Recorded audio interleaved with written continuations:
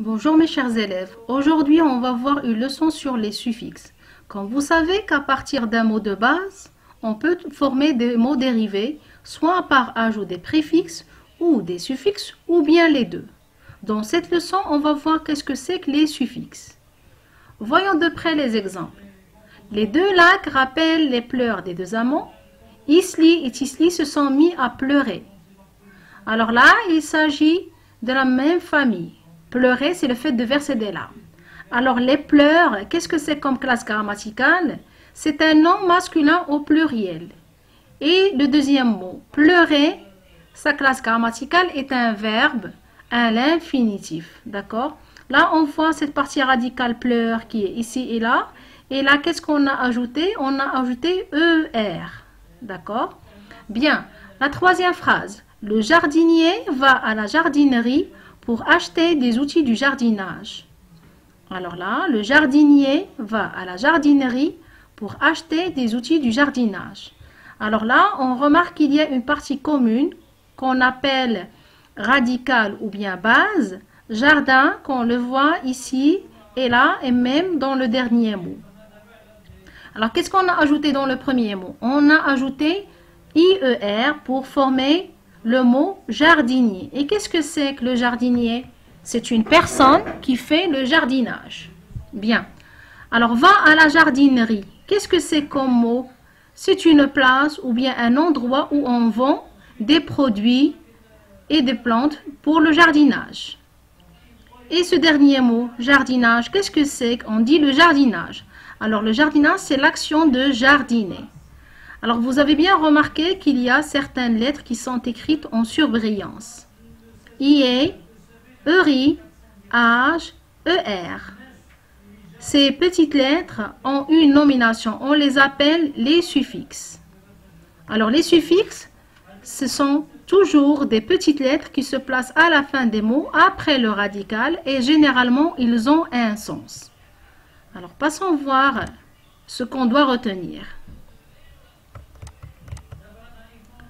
Alors, le suffixe est un élément qui se place après le radical pour former un autre mot de la même famille. Alors, vous devez faire attention à ces deux points-là. Le radical n'est pas toujours complet dans les mots dérivés. Alors, pour illustrer cette phrase, j'ai donné cet exemple. Émouvoir, c'est troubler les sentiments. Émouvant, c'est un adjectif. Émotion, c'est un nom au féminin. Une émotion. D'accord? C'est un sentiment vif. D'accord? Là, comme vous pouvez remarquer qu'il y a une partie qui est en surbrillance au début, c'est le radical. Émouve, c'est le radical ici et là.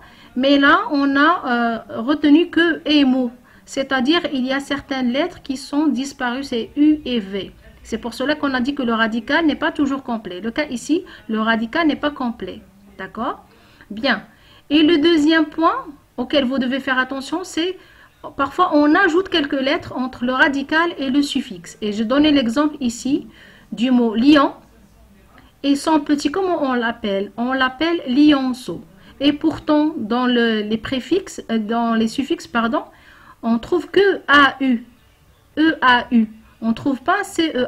Alors, c'est cette lettre qui est ajoutée. C'est pour cela qu'on a dit cette phrase. D'accord? Bien.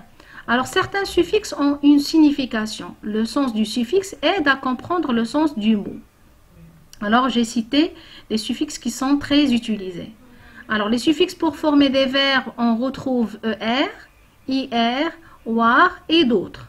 Alors, j'ai pris le cas de ER. Alors, le radical bavard, on a ajouté ER pour former le verbe bavarder. D'accord? Finir, il y a le radical fin. On peut trouver dans la même famille finir, on peut trouver fin, finaliste et final. Le radical, c'est fin. Et IR, c'est le suffixe pour former le verbe. Émouvoir, c'est l'exemple qu'on vient de citer. Donc, on a ajouté le suffixe war pour former le verbe. Bien. Alors, pour parler des diminutifs ou des plus petits, on utilise ces suffixes. ET, EWTE, ON et OU. Exemple. Coffret, c'est le petit coffre. Garçonnet, c'est le petit garçon. Une fillette, c'est la petite fille. Une maisonnette, c'est la petite maison. Ourson, c'est le petit de l'ours. Renardeau, c'est le petit du renard. Lionceau, c'est le petit du lion. Bien. Et pour parler des actions, on peut utiliser les suffixes age, sion, ation, mon, mon et d'autres. Alors, prenons l'exemple. Lavage. Alors, lavage, il y a cette partie-là radicale lave. Le verbe, c'est laver. On va ajouter le suffixe er. Laverie, c'est l'endroit où on lave. Et age, c'est l'action de laver. On peut même dire nettoyage, action de nettoyer. Bricolage, action de bricoler. Récitation, action de réciter. Incitation, action d'inciter. Changement, on a utilisé le suffixe ement, qui veut dire action de changer. Chargement, dérangement, tremblement, ainsi de suite. Alors, pour les choses qu'on peut faire, on utilise les suffixes able, ible et même uble, qui est très rarement utilisé.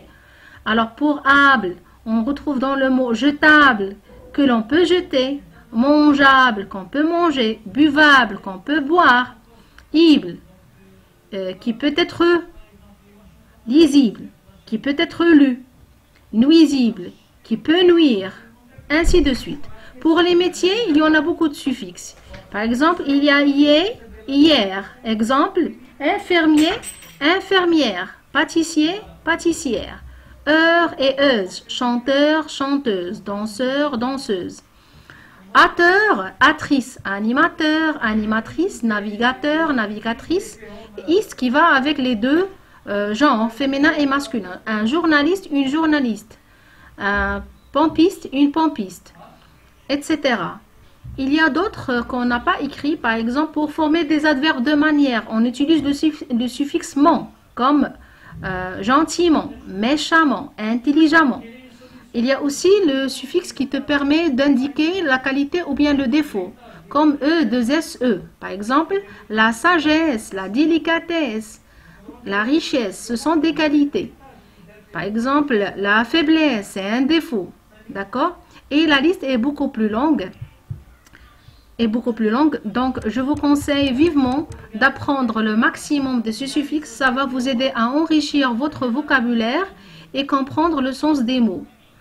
Alors je vous dis au revoir et à la prochaine séance.